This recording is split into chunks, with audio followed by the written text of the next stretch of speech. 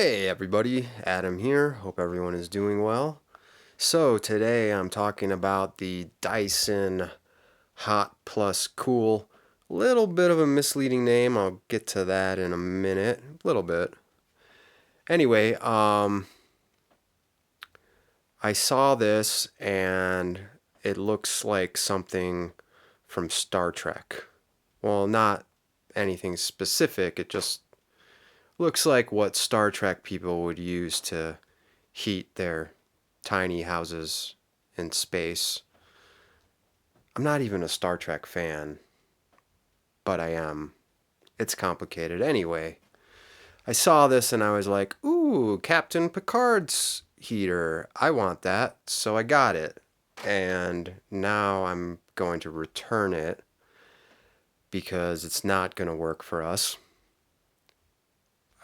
Problem is, it uses too much power. At least when it's in the heater mode. It has two modes. It has hot and it has cool. And in the hot mode, it's sort of all or nothing.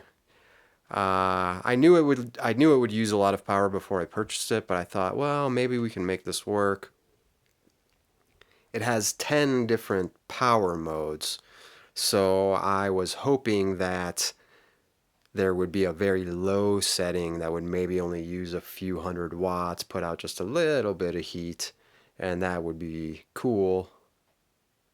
Or whatever. Some stupid pun there, I'm sure. Anyway, yeah, that's not the case. It turns out that even on the lowest setting, it still draws about 1200 watts. And on the highest setting, it draws about 2000 watts.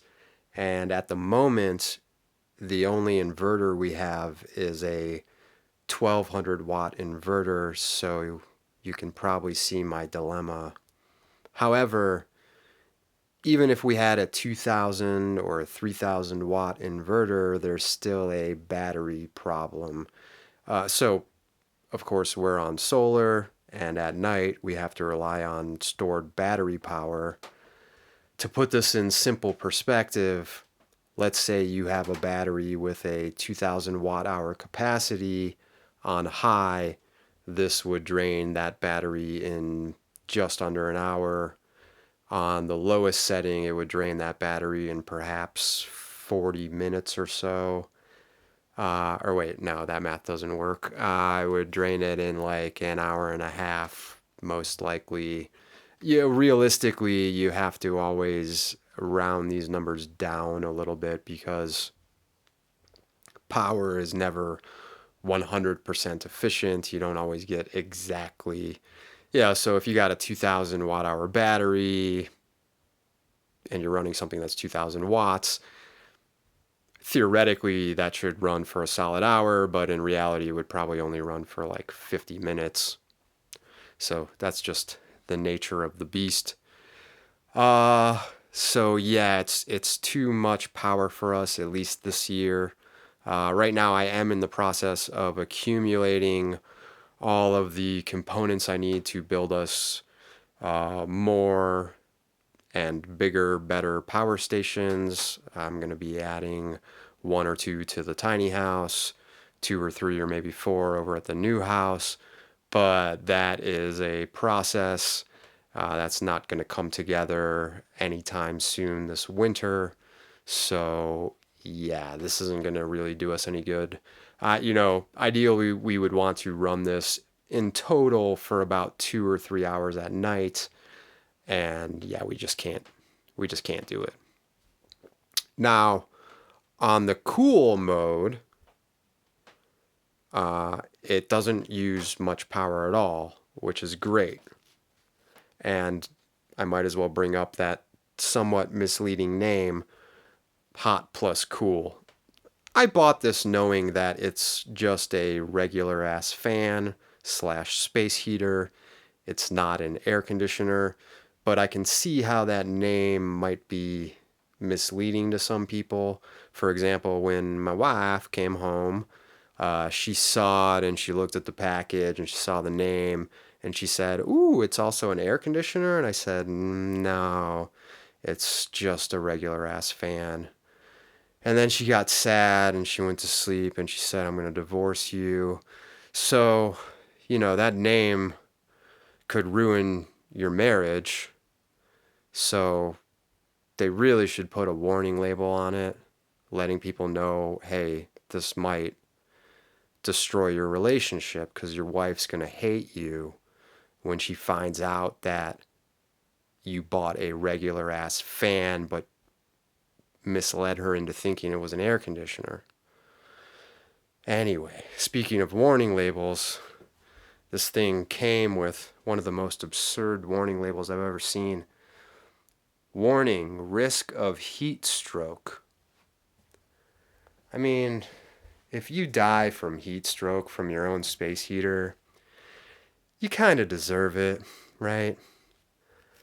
There's probably someone with some rare condition that I'm being so insensitive to right now. I'm sorry. Anyway, I've gone over the bad. I'll talk about the good now because there are things I really like about it, including its Star Trek-ish appearance. It's very compact, which I like, and that's why it's sitting on this little table. That's our solid mahogany and cast iron table that we bought for $1,500 because we're rich. I definitely did not get that from Amazon for $30. I got it from this really talented custom furniture maker based out of Bushwick. His name's Aiden. Because again, we're wealthy and we do stuff like that. Anyway, what the fuck am I talking about? Compact, which is nice. And on the cool mode, the fan mode, regular ass fan mode, it doesn't use much power at all. It's a great fan, which is, so it's kind of a shame that I have to return it because I really do like it as a fan and it would be such a perfect fan for us, except it's a little expensive for just a fan. Even though I got it on sale, and I'm not going to say how much because that would be distasteful of me. I got it for about $100 less than it normally costs, but that's still really pricey for a fan. And you know what? Because it doesn't use much power as just a fan, let me show you. I'm turning it on. Now I do like this here too. I like how they've got a magnet in the remote and they've got a magnet here, and y'all know I love magnets. And then so you can go bing, and the remote just sits there and it doesn't. You got to be really strong though. You need like gorilla strength to get. Whew, that's a workout. Anyway, let's turn on the fan so you can hear it, because I know a lot of people care. They want to know, is it quiet? Now, it's not silent and it's not quiet, but it's also not like, oh my God, that's loud. It's just, like a fan. So there it is.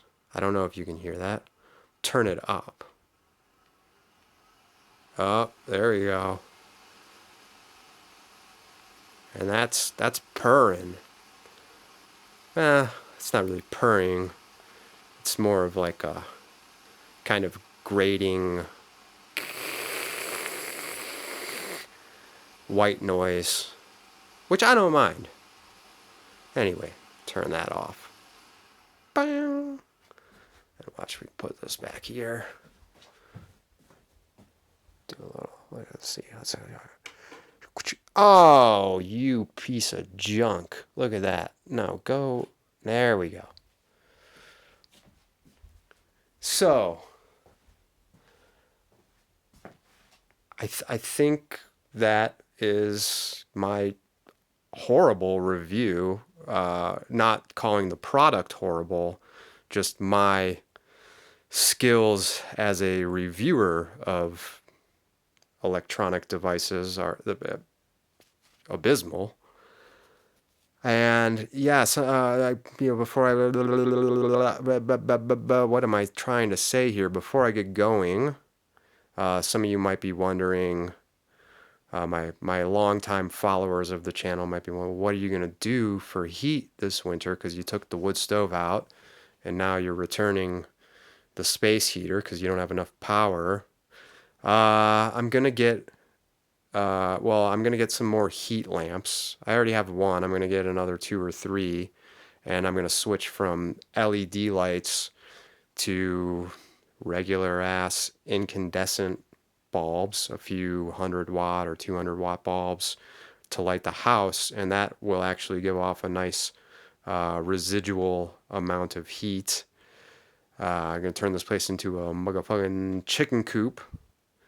Well, for people, a human coop, which sounds awful when I say it out loud. So we're upgrading from living in a shed to living in a chicken coop. And then for very cold days, I think I'm going to get a propane powered heater. I'm sure that's going to be more reliable than an electric one. And that way, it's completely separate from our power supply. So it's not cutting into that, using up electricity. Anyway, you get the idea. And maybe later this winter, I'll do a follow-up video to show you whatever I come up with to heat this place, because it is getting cold. It's colder than a penguin's pee-pee. Y'all know that saying. You've heard that before, right? Shut up, you liars. You haven't heard that. I just made that up right now. Anyway, all right, that's it. I'm going. Bye.